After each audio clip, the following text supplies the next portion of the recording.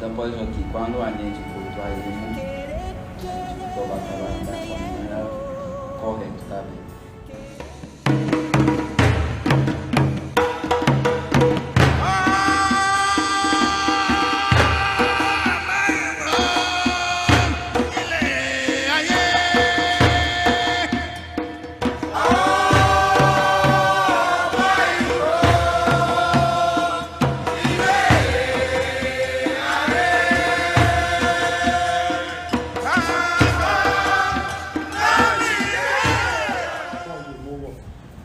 Iemowo, quem é?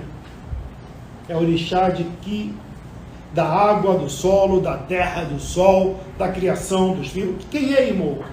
Iemowo é a favorita do Obatala. Sim. E Iemowo, quando o Obatala está no momento de virar mudança. O Obatala perguntou a Iemowo, o que você quer para os seus filhos? Começar a fazer oração. Tudo que você quer. Iemowo diz, eu não quero fazer nenhuma oração. Eu quero virar igual você, Obatala. Então, Obatala diz para ele, você quer virar como eu? Ela diz, sim, que eu vou virar como você. Pois é que ela virou igual Obatala. Ela virou igual Obatala porque ela se cultuado como uma Obatala mesmo.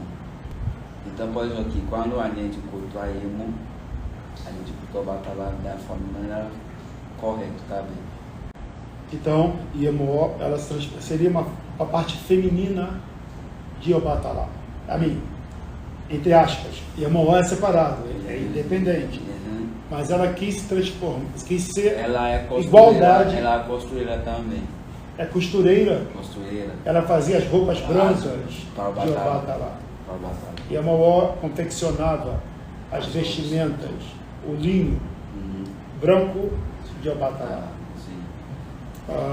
Mas se eu quiser que as mulheres engravidem, se eu quiser que os homens e as mulheres tenham vida longa, prosperidade, pode Iemowo também. Sim, através de Iemowo a gente conseguir tudo isso.